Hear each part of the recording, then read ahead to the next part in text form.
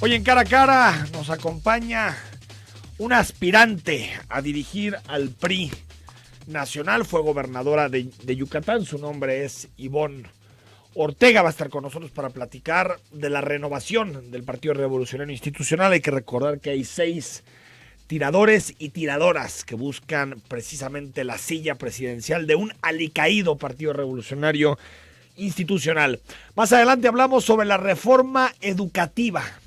Ayer se aprobó en comisiones los puntos finos de la reforma educativa. Vamos a platicar con el diputado Tonatiuh Bravo para que nos dé sus puntos de vista sobre este proyecto y en qué está cediendo o no la Cámara de Diputados a las peticiones que hace la Coordinadora Nacional de Trabajadores de la Educación.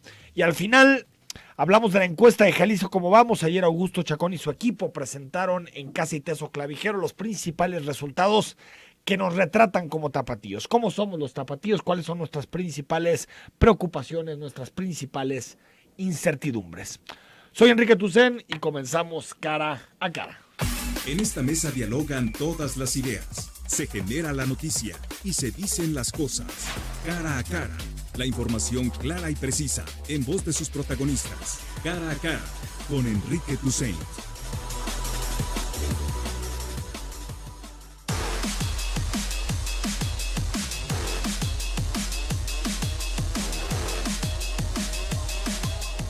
Nueve de la mañana con 5 minutos. Gracias por estar en contacto y comunicación con nosotros.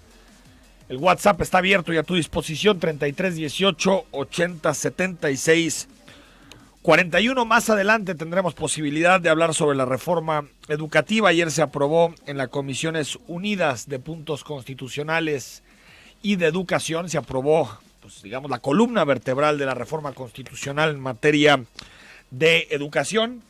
Y tendremos posibilidad de platicar con diputados federales para hablar de este tema y exactamente qué se aprobó a nivel legislativo. Y ayer en la Casa y Teso Clavijero se presentó la encuesta de Jalisco.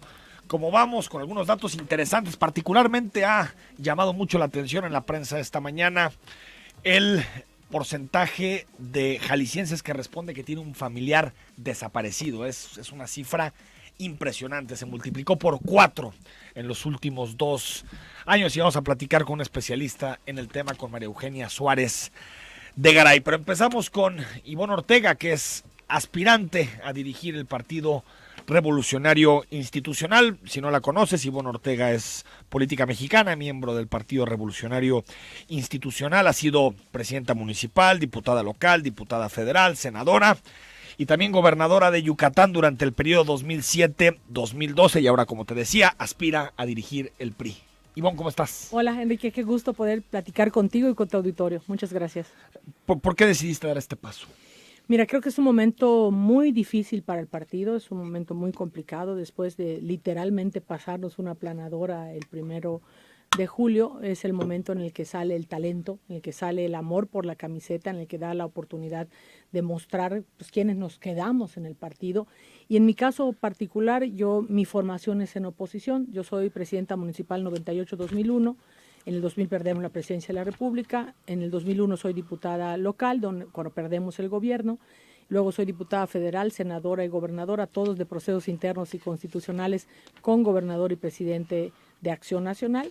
Y mi formación, como es en oposición, pues hoy digo, este es el momento en el que me necesita mi partido, necesita mi formación de oposición y por supuesto no es una tarea nada sencilla. Encontramos a nuestros militantes lastimados, dolidos, molestos, para no decir otra palabra al aire. Los que quedan, ¿no? Los porque que quedan, muchos ya se fueron. Muchos ya se fueron, los que quedan, pero también no hay ni victorias para siempre ni derrotas para siempre. En el caso particular del partido, nosotros perdemos en el 2000 y muchos auguraban la muerte del dinosaurio, la enterrada del dinosaurio.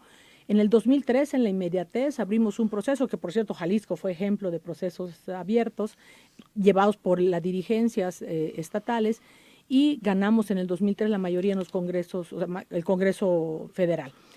Nos dividimos, nos peleamos, recordarás aquella ruptura del Baster Madrazo. No solo perdemos en el 2006, nos vamos a tercer lugar. Luego en el 2012 la militancia y la sociedad dice, creo que ya aprendieron y nos dan la oportunidad de llegar al gobierno en el 2012. Le fallamos como gobierno, también hay que reconocerlo, y dicen, no aprendieron de la del 2000, pues aquí viene la del 2018. Entonces creo que tenemos que entender primero nuestra militancia. Salir ¿qué es lo que estoy haciendo ahorita? No vas a ver grandes eventos, no vas a ver pancartas, matracas y este tipo de cosas que al partido le encantaba hacer. ¿Qué estamos haciendo ahorita? Estamos escuchando a la militancia. Vas a ver reuniones pequeñas, en domicilios, en lugares pequeños, escuchando a la militancia para que entonces no sea la voz de Ivonne Ortega, sino sea la voz de lo que queda de los militantes se lleve a la dirigencia, ¿no? ¿Por qué el PRI está en crisis? Son los casos de corrupción, los gobernadores sátrapas, Enrique Peña Nieto. ¿Por qué el PRI está en crisis? ¿Qué diagnóstico haces? Mira, hay una serie de condiciones que se fueron dando y lo recurrente que es, ya recorrí varias veces el país, en esta etapa estoy recorriendo escuchando a la militancia y probablemente me estarán escuchando algunos militantes, o bastantes porque tienes bastante público. Una de las cosas que cuentan mucho, además de los actos de corrupción que no señaló el partido a tiempo, que no castigó a sus militantes, porque una de las cosas que te dicen los militantes es decir, al militante que le falló el partido debe ser el primero en señalar en dónde nos fallaron, para que entonces no estemos pagando platos que nosotros no rompemos. Porque dicen, eres del PRI, eres rata o eres corrupto, pero yo no me llevé un centavo. Entonces, que los que se lo llevaron pues sean juzgados. O sea, el partido no reaccionó frente a estos casos no solo de no reaccionó, en muchos casos, alcaldes, en muchos casos protegió, por hasta lo que protegió. me dices. Entonces, y los militantes te dicen, no, hay que señalarlos con nombre y apellido, hay que acusarlos, esa es una. La otra es, hay que regresar a la militancia, denos la oportunidad de decidir, que se acabe el compadrazgo, el amiguismo, que nos den oportunidad de elegir, y bueno, ahora lo estamos haciendo en la dirigencia nacional, el proceso lo va a llevar el INE, y el militante va a tener el derecho de participar con quien considere puede ser él o la mejor dirigente, y también lo están pidiendo en los comités municipales, en los comités estatales, en las candidaturas. Nos dicen, denos chance de participar y si no ganamos, pues ya sabemos que no ganamos, pero y si sí, a lo mejor y traemos más que algunos otros que les han dado candidaturas, incluyendo las regidurías. Dice, de repente ves en el número de regidurías a alguien que nunca habías visto en el partido, en el primer lugar, que es la que garantiza entrar, pues denos porcentajes de participación y entramos a participar a ver si somos. Entonces creo que tiene que ser un partido abierto, que regrese a la base. Otro tema que es importante, ya no tenemos causas, somos un partido de coyunturas. La última causa que encabezamos fue en el 2003, que fue no a IVA, alimentos y medicinas. Y que después ya cambiaron los estatutos para permitirlos. Y después cambiamos los estatutos, es correcto, cambiamos los estatutos para que se pudiera permitir. Y nos volvimos un partido de coyunturas, no de causas. Entonces, es un partido del presidente. En turno. O sea, sí, un partido de Peña Nieto. No, en turno. Ahorita yo no sé si ahorita quien nos escucha está llegando muchos mensajes, pero sepa exactamente qué significa el PRI. Es decir, sin estar en el gobierno, tal vez tenemos muy claro qué significa el PRI en el gobierno, pero si es un partido de derecha, de centro derecha, de izquierda, de centro izquierda, si es socialdemócrata, si es conservador. Porque parece que el PRI adopta una cara distinta en el estado en donde esté. Mira, una cosa es el PRI chilango, otra cosa es el PRI de acá. Es correcto. Son muy distintos. Te decía, son decisiones coyunturales, no de causas. Pero para Ivonne Ortega, ¿el PRI qué es o qué debería hacer? Lo que quiera la militancia. Si me hacen entrevistas y me dicen eso, yo no puedo decir, este es el PRI que quiero. Pero tú tienes una idea. Por supuesto. Del PRI que te gustaría. ¿Qué es lo primero que habría que hacer? Tendríamos que hacer una gran asamblea nacional en donde los 2.445 municipios que hay en México se esté debatiendo el tipo de partido que queremos. A ver, entrarle a los temas, matrimonio igualitario sí o no, legalización de la marihuana sí o no, legalización o interrupción legal del embarazo sí o no. Y como esos educación pública, programas sociales, transporte. 40 casos, digo estos porque son muy... esos son los que suelen dividir a liberales y conservadores. Controversiales, pero tiene que definir el partido. No puede ser, oye, en este tema no me veas a ver si yo opino. Tiene que definir, decir, a ver, este es el partido que quiere la militancia y estos son los 30, 40 causas que vamos a enarbolar. Si en esas, en alguna, convergemos con el gobierno, pues lo vamos a acompañar, pero no es porque el gobierno lo traiga, sino porque los militantes lo están pidiendo. Y ya que tengamos definido este partido que queremos, entonces sí podemos sancionar, por ejemplo, lo que hemos visto últimamente, votos divididos en la Cámara de Diputados. Los diputados federales votan de una manera, los senadores votan de otra, los gobernadores opinan de otra manera. ¿Por qué? Porque no tenemos... Si me dirías que somos un partido de centro-izquierda, socialdemócrata.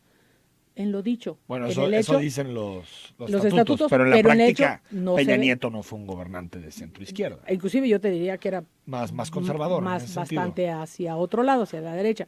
Ahora, pero tu postura sería ¿cuál? Recobrar ese tipo de cosas, o sea, recobrar Claro. el no al IVA en alimentos y medicinas, combate a programas sociales, porque cuando te escucho digo, pues se parece mucho a lo que propone Morena, o sea, es muy parecido a lo que en este momento el presidente está diciendo. Pero eso es lo que los militantes están diciendo. ¿Por qué muchos de nuestros militantes, y también tenemos que reconocerlo, votaron por López Obrador en el La primero mayoría de julio? los militares votaron De por hecho, López Obrador. una de las cosas que a mí me gusta hacer es que a mí me gusta analizar la sábana electoral. La sábana electoral te dice mucho de lo que te quiere decir el electorado. Si dijeras así, priistas, en el 2018 votaron 6 millones, 6 boletas de 6. O sea, a pesar de todo lo que pasó, hubieron 6 millones que dijeron, a ver, yo soy PRI y voto 6 de 6. 3.943.000 votaron por alguna o algunas boletas del PRI. Y 12 millones, no puedo decir de militantes, de electores, que votaron en el 2012 por Peña Nieto, votaron por López Obrador en el 12 18. millones. O sea, el 12 doble de millones. los que tacharon las 6 Es con el signo del PRI. Es correcto. Entonces, si tú me dijeras al público que le puede hablar el PRI, no estoy diciendo si los convencemos o no, pero al público que le puede hablar el PRI es cerca de 20 millones de mexicanos. ¿Qué les tenemos que decir? Lo que nos están reclamando en el territorio. Esto que me estás diciendo lo repiten, lo voy a escuchar aquí en Jalisco y hasta puedo mostrarte lo que ayer, antier me dijeron en Chiapas y hace unos días en Tláhuac y en otros lugares. El abusar de esta institucionalidad que se le decía al partido, se abusó de la institucionalidad de los militantes, llegó un momento en que lo hartó y nos dieron la espalda, y nos dieron la espalda brutalmente. De 300 distritos, porque entonces perdimos la presidencia de la República, a ver, no, perdimos la presidencia de la República, pero de 300 distritos federales ganamos 9 en todo el país. Esa es la mejor lectura. Bueno, pero como Jalisco hay muchos estados. No, sí, pero 9 de 300 sí, Sí, es una cifra. a base y de esos 9, 2 son de Yucatán. O sea, que quedan 7. Y bueno, antes de irnos al corte, ¿crees que Peña Nieto fue un presidente corrupto? Yo creo que es un presidente que tiene que ser juzgado. Si lo fue o no lo fue, tiene que estar... O sea, ¿tú crees que se debe haber un procedimiento? Por supuesto, y en lugar de hacerlo mediático y que vemos todos los días en la mañanera hacer acusaciones mediáticas, pues que procedan a acusaciones penales o jurídicas que permitan lo que te da la autoridad. Dos cosas, al que cree que hay una condición de acusar y al que es acusado de defenderse. La autoridad determina si es culpable o no y entonces ya sabremos si es culpable. Pero dices, la investigación tiene sentido, una investigación debería de hacerse y los militantes lo piden. 9:16 a.m, estamos con Ivonne Ortega, estamos recibiendo muchos comentarios, vamos a seguir la conversación unos minutos más y por supuesto que leemos tus WhatsApps.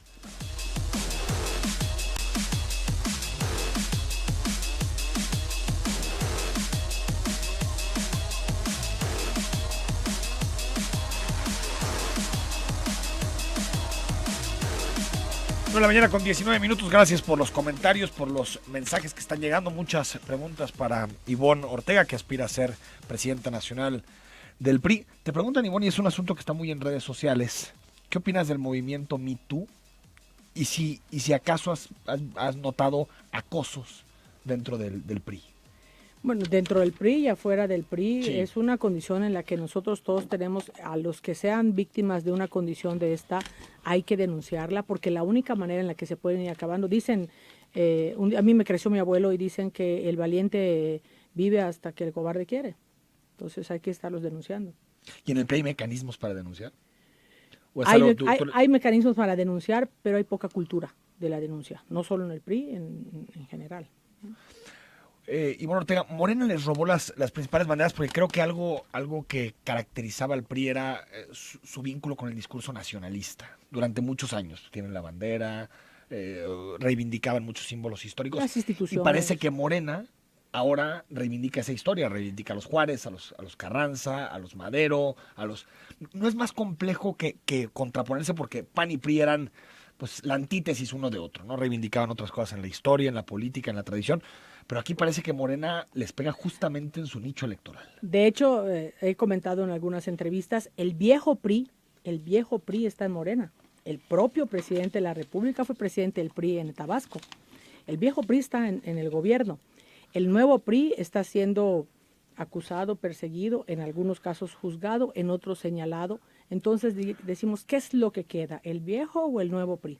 Ni el viejo ni el nuevo, el PRI. los que creemos como los espartanos. Si somos 300, pero somos 300 soldados que vamos a salir a dar la batalla y sabemos tocar la puerta y ganar la calle y regresar al territorio. Entonces, efectivamente, muchas de las banderas, por eso te decía, si convergemos en alguna bandera con el gobierno, vamos a ir con el gobierno, pero no porque querramos ir a un acuerdo coyuntural, sino porque la militancia nos está diciendo que esa es la causa que debemos enarbolar.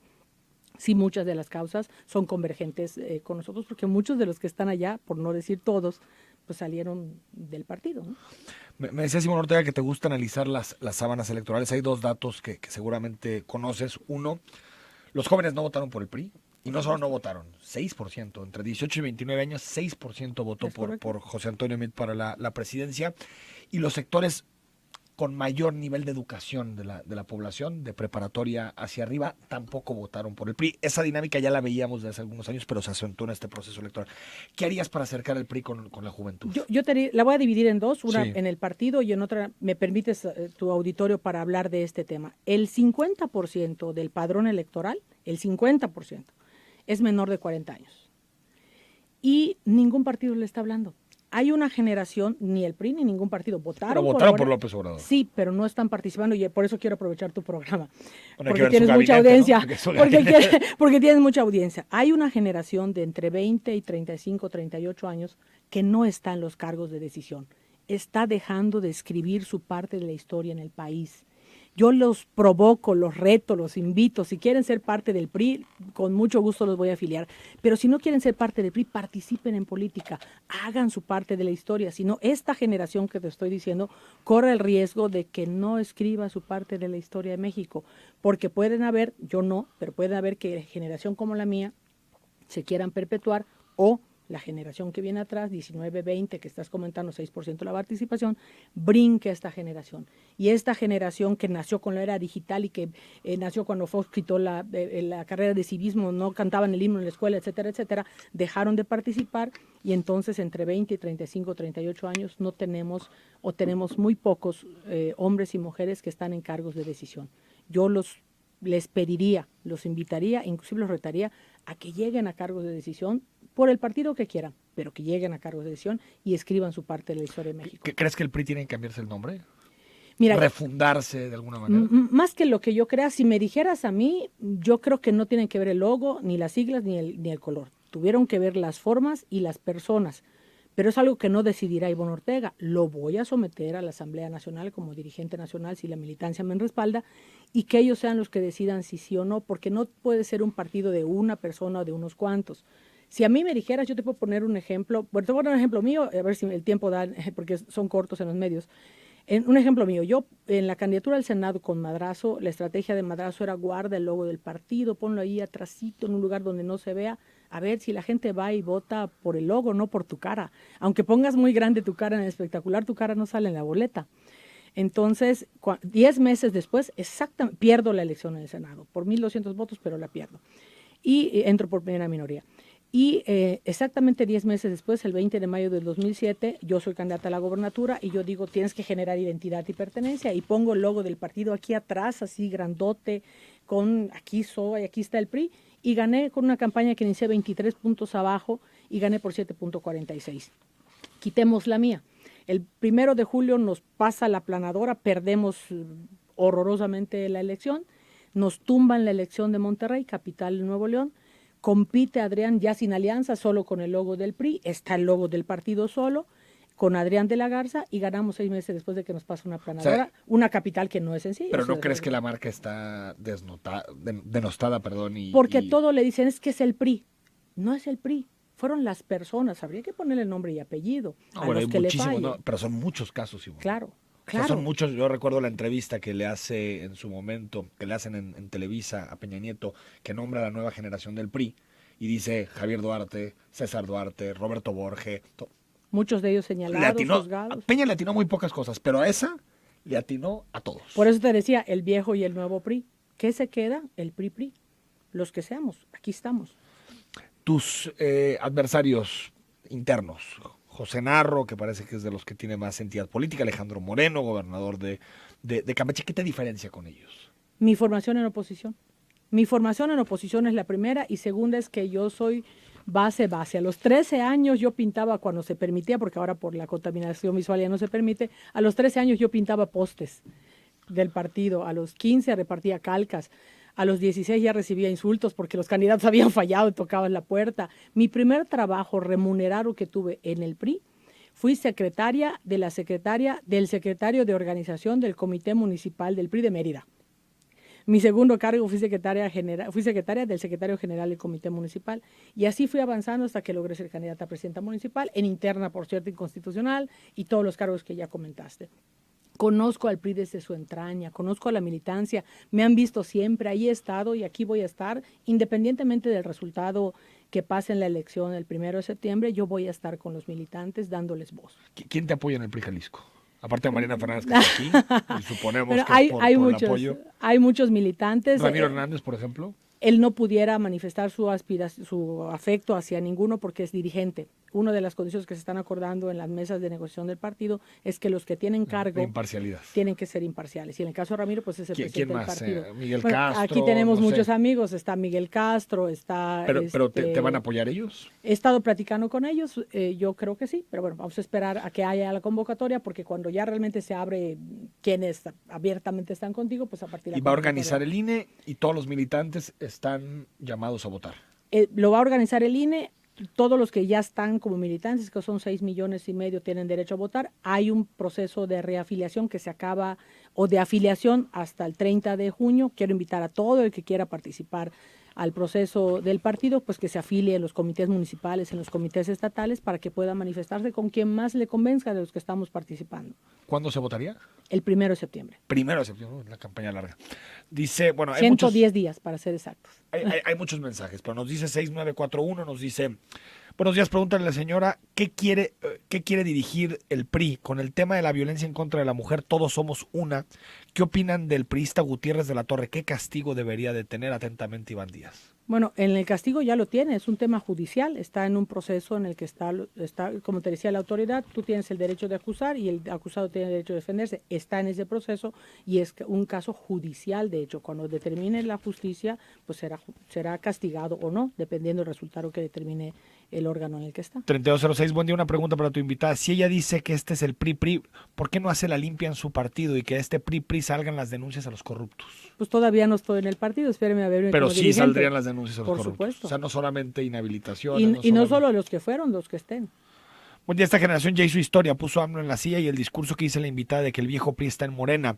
Lo que no está viendo es que la gente no votó por un partido, la gente votó por AMLO, te dice. Yo te diría, no votó por esperanza, votó por encabronamiento, perdonando la palabra. Nuestros militantes y la sociedad estaba muy molesta. Buenos días, señor Toussaint. Como siempre, es un placer escucharlo. Recomendación para esta señora: deje de perder su tiempo. No se puede defender lo indefendible y que tampoco nos haga perder el tiempo. Vergüenza le debería dar decir que pertenece a ese partido, ni cambiándose el nombre. A mí me da mucho gusto que estén perdidos y lo mejor es que siguen cavando, te dicen. Es respetable la decisión de cada quien y la opinión. Buen día, Enrique. ¿Qué le hace pensar a tu invitada que puede cambiar el PRI? ¿O será que quieren sacar ganancia a río revuelto? ¿O crees que no meten manos los viejos y caducos priistas? Por supuesto que meten mano los viejos y caducos, pero bueno, esta es la parte que me toca como nueva generación de tratar de hacer. Si yo me quedara en la crítica o en la casa esperando a ver qué pasa, pues difícilmente van a cambiar las cosas. La única manera en que puedes cambiar las cosas es participando. Te dice Mario, el valiente PRI vive hasta que Morena llegó. Estamos hartos del PRI, el nuevo PRI es el PRIAN, dice. Ni PRIAN ni Primor, el PRI es PRI. Bueno, yo nunca he votado por el PRI y nunca lo voy a hacer. No entiendo cómo todavía hay gente que lo haga. En Guadalajara y Jalisco no regresa. Dice que ha dejado una herencia de corrupción. Nos pregunta 2254. Pregúntale a Ivonne, de ser electa, ¿habría la elección a todas sus candidaturas y cómo elegirán los plurinominales? Por supuesto, en competencia, todas. Hasta las regidurías, por supuesto. Y bueno, tengo muchísimos mensajes, pero se nos agotó el tiempo. Si me hace el favor, me los hace llegar para que te los podemos hacer llegar para que nos respondas. Bendita era digital, nos permite estar en comunicación con muchos. Y ya no lo digo al aire porque no me han dicho que lo puedo decir, pero ya hay algunos periodistas que me escribieron para decirme que te apoyan. No lo puedo decir, pero cuando me digan Oye, si no te van a decir prensa fifí. No, me van a decir que ando filtrando información que no puedo, entonces bueno, primero la ética profesional. Gracias. Ivonne Ortega, gracias. No, hombre, gracias a ti. Vamos al corte, al regreso hablamos sobre la reforma educativa. Yo he dado instrucciones a Esteban Moctezuma que dé toda la información y todas las facilidades a las organizaciones magisteriales Si ya hicimos lo más importante, que es rechazar la mal llamada reforma educativa, pues que quede bien, que no haya excusas, porque hay grupos, lo digo con todo respeto, que son muy conservadores, con apariencia de radicales, y lo que quieren es hacer sentir la idea de que somos iguales nosotros. Tonatiuh Bravo es coordinador de los diputados federales de Movimiento Ciudadano y está en la línea telefónica. Diputado, muy buenos días. Estimado Enrique, qué gusto saludarte a ti y a tu público que escucha. Igualmente, diputado, platícanos un poquito lo que se aprobó ayer en materia de reforma educativa y si en general estás satisfecho con lo aprobado, porque cuando uno lee quién aprobó, quién no, pues parece que Morena se dividió, unos a favor, es decir, fue una votación extraña en comisiones. Bueno, lo que ocurre es que en Morena están incorporados varios exdirigentes de la CENTE, sí, y simplemente pues ellos honraron su origen y su lealtad verdadera hacia esa organización. Votaron 3 en contra, otros más se abstuvieron, fueron 6 los que se abstuvieron, y también sumando a estos a los del Partido del Trabajo, que igualmente se abstuvieron. De ahí en más, sí hay un amplio consenso puedo decirlo yo, del 80% o un poco más en comisiones para la reforma. ¿En qué consiste el cambio? Bueno, pues como ustedes lo pusieron aquí en una grabación, el presidente de la República se comprometió a hacer un cambio y en el caso de Jalisco, Enrique Alfaro también se comprometió a quitarle los aspectos que podrían significar una actitud o una acción punitiva en contra de los maestros. Entonces, lo que quiero decirte, así tratando de que sea una apretada síntesis, primero estoy totalmente de acuerdo con el proyecto de dictamen, sí, porque se incorpora el derecho a la educación inicial y a la superior, así como el Estado la obligación de garantizarla. A los principios de educación pública, gratuita y laica se agrega la rectoría del Estado por un lado y por otro lado el carácter universal e inclusivo que debe tener la educación. Incorpora un enfoque de derechos humanos, también pone en el centro la priorización del interés superior de niñas, sí, niños, adolescentes y jóvenes. Sí se revalora el papel del magisterio, poniéndolos como agentes del proceso educativo y se les reconoce su contribución a la transformación social. Se establece el sistema de carrera de las y los maestros con rectoría de la Federación en coordinación con entidades federativas. ¿Cómo van a ser los procesos de selección? Que este es uno de los principales temas. Bueno, pues se plantea que sean procesos de selección públicos, transparentes, equitativos e imparciales, de naturaleza integral y que no afecten la permanencia de maestras y maestros. Este es uno de los temas centrales que ellos demandaron. Es decir, oye, está bien que yo concurra a un proceso de selección para mejorar, o sí, un proceso, pero no está bien que me corran o que yo pierda mi permanencia, porque ahí es donde había, para el sentir de ellos, un tema... incertidumbre, ¿no? Laboral. Una incertidumbre laboral, así es. Ahora, la palabra permanencia entonces desaparece, Tonatiuh. No desaparece. Simplemente la permanencia está ligada a las cláusulas de carácter laboral. Ah, ok, no de la evaluación. Sí, exactamente. La evaluación se le quita el carácter punitivo. Si te llevo a evaluar y si no resultaste bien, pongo en riesgo tu permanencia. No. Es decir, de hecho, así ocurre en las universidades. Si tú eres titular y te interesa ser titular C y concursas y no lo obtienes, sí, pues no te quitan tu titularidad A, ¿verdad? O sea, nomás no llegaste a la otra. Claro, entonces estaba diferente. La consecuencia de la evaluación en vínculo con la permanencia. 2 temas más que salieron, Tonatiuh Bravo. 1, el asunto de las plazas, el control de las plazas y esta idea del artículo 123B, que también se ha discutido mucho en medios de comunicación acerca de si van a tener los sindicatos la posibilidad de asignar la mitad de las plazas nuevas que se concursen. ¿Cómo queda este tema? Ahí, Enrique, está precisamente uno de los temas centrales de reclamo de las organizaciones sindicales o de la CENTE, sí, y no necesariamente de los maestros. Aquí hay que diferenciar. Aquí nosotros sostenemos de manera muy clara que el ingreso, la promoción y el reconocimiento de los maestros depende del artículo 3 constitucional y es una actividad eminentemente de carácter académico, relacionada con el conocimiento.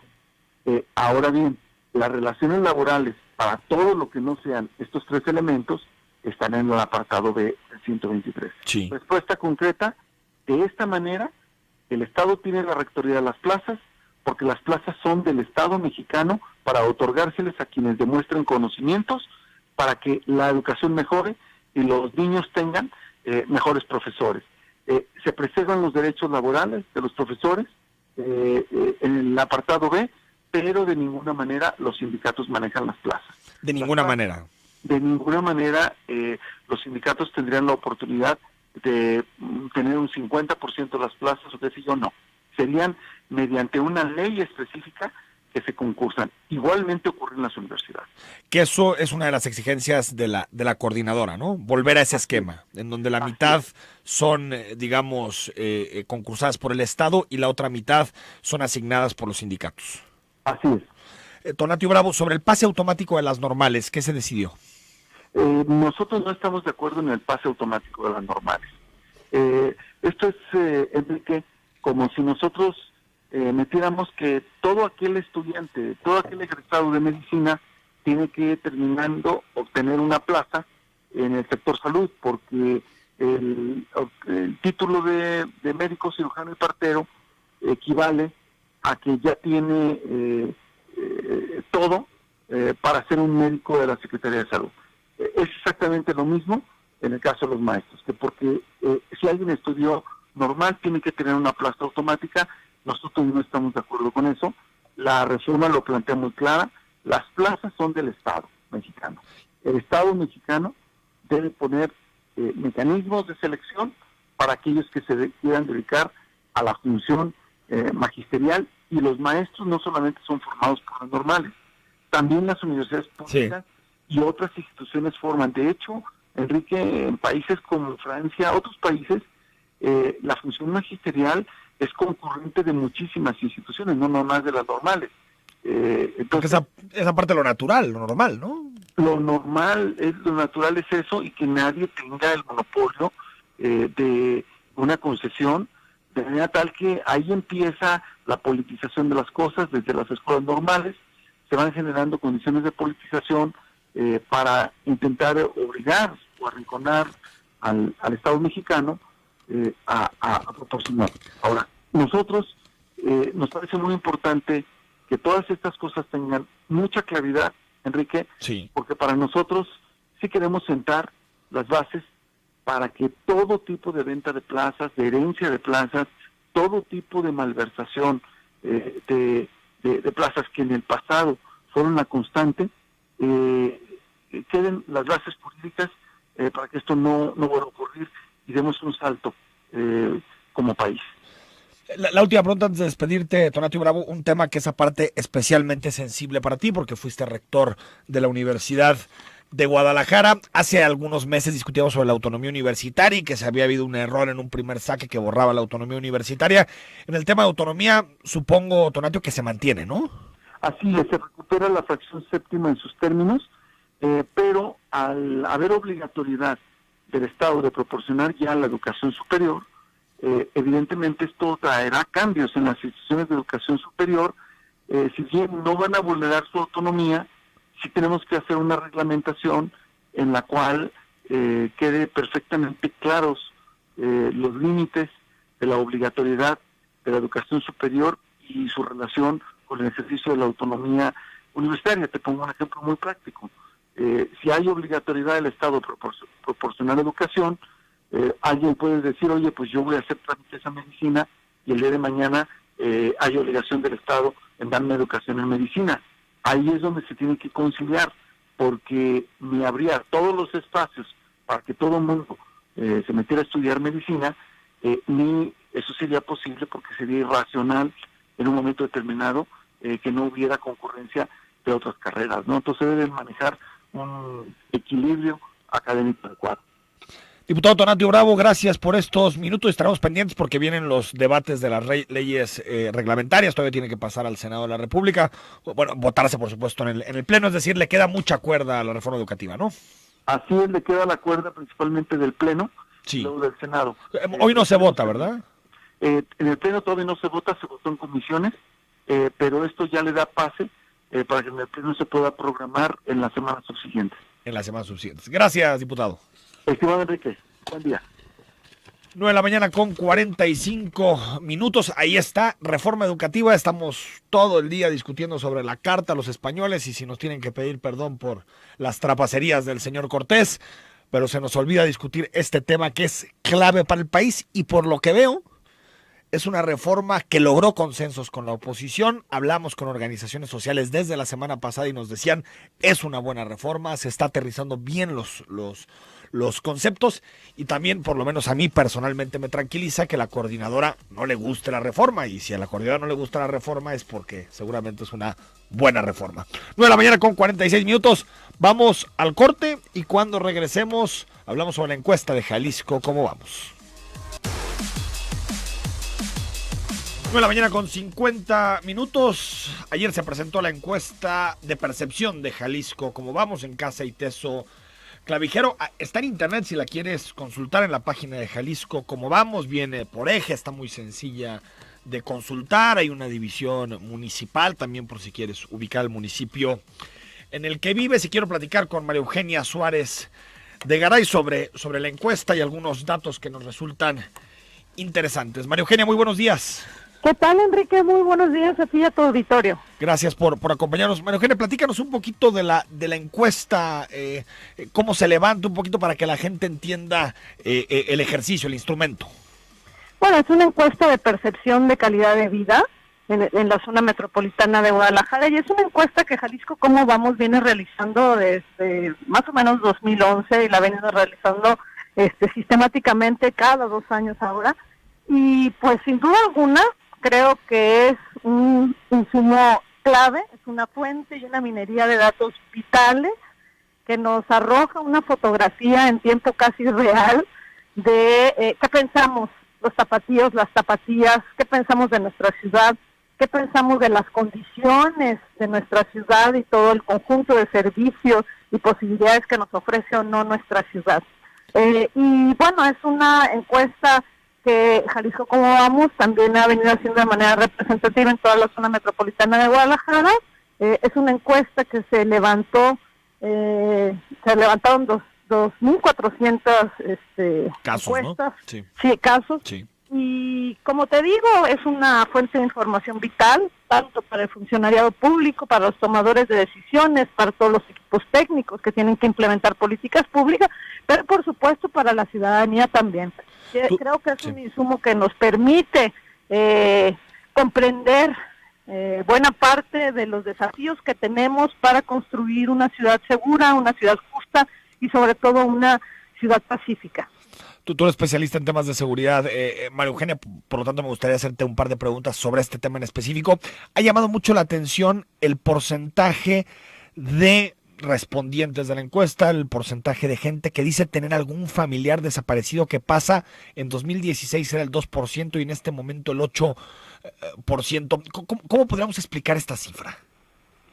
No, bueno, es un tema que nos dejó a todos también muy impactados, debo decirte también.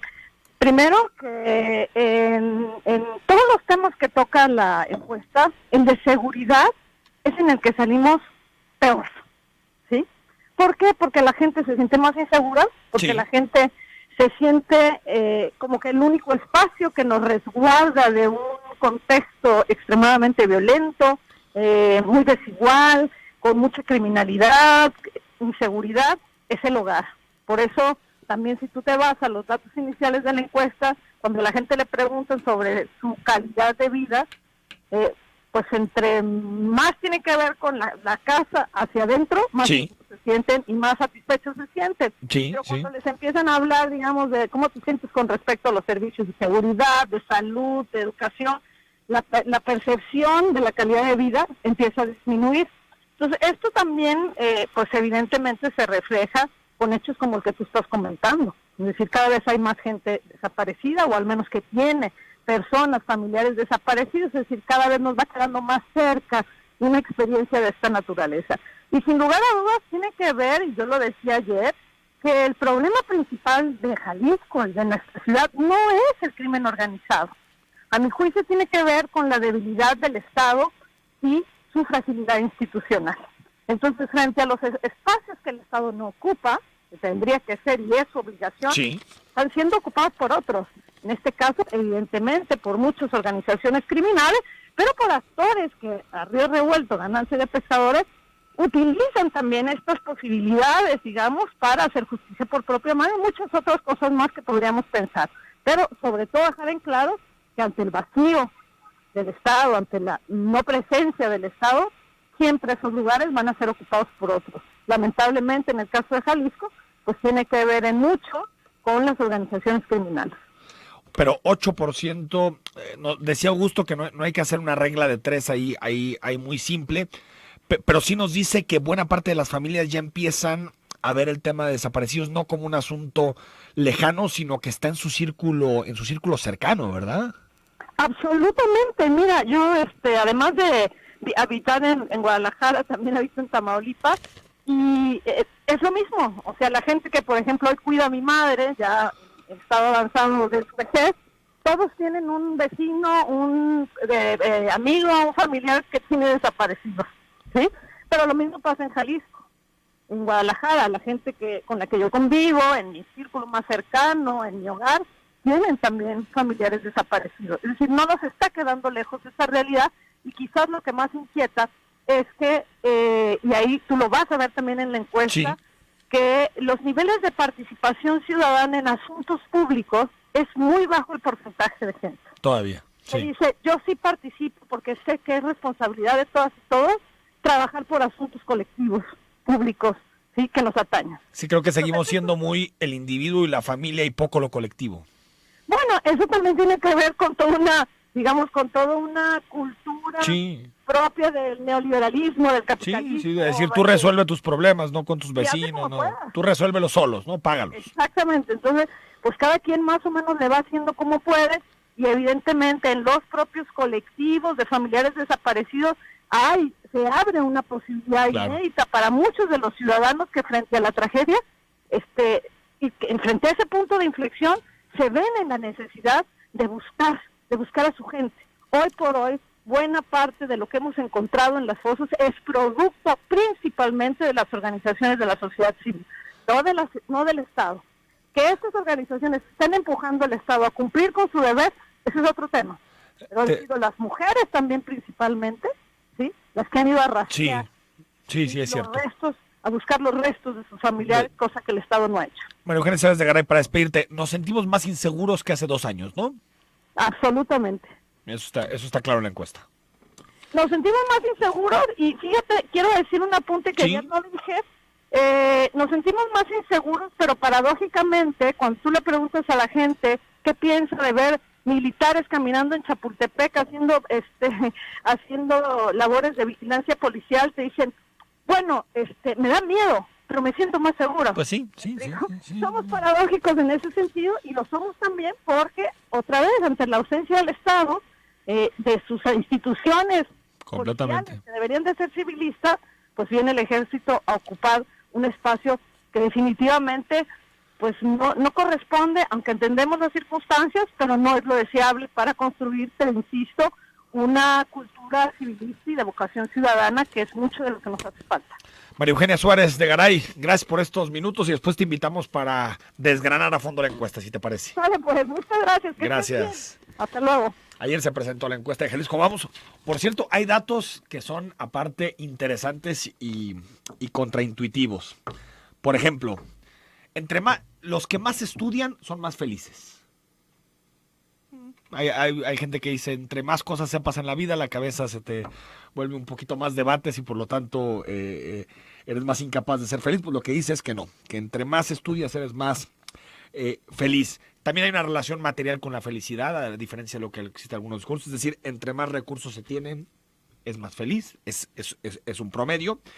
Y fíjate, esta es otra para los solteros que se dicen muy, muy felices. Los casados somos más felices que los solteros, al menos en la zona metropolitana de Guadalajara, o tal vez mentimos más en las encuestas, no sé, pero al final lo que dice es que los casados somos más felices que los solteros. Gracias a 3425. Buenos días. Si pudieran modificar esta reforma educativa, ¿por qué no modifican, corrigen o cancelan la reforma energética? Una buena pregunta, 3425. Aparte fue una promesa de López Obrador. Antonio Figueroa, que felicita a Augusto Chacón por esta presentación. Grandes datos. Sí, hay que tomarlos, hay que ser los nuestros, hay que darle interpretación. Creo que es un bien público lo que hace Jalisco como vamos, que tenemos que valorar. Nos pregunta Martín Beltrán, ¿cuántas escuelas y cuántos de nuestros hijos tuvieron educación con todo el dinero que se llevó el Baester y malgastó en tiendas de lujo en Estados Unidos? Pues seguramente un montón, Martín. Bueno, quedaron muchísimos mensajes de nuestra conversación con Ivonne Ortega, con Tonatio Bravo, también con María Eugenia Suárez de Garay. Retomamos la conversación en la tarde a las 6 de la tarde. Estamos aquí en la tercera emisión de Zona 3 Noticias y platicamos de algunos de los mensajes que me dejaste que no pude retomar. Soy Enrique Tucen y nos escuchamos al ratito.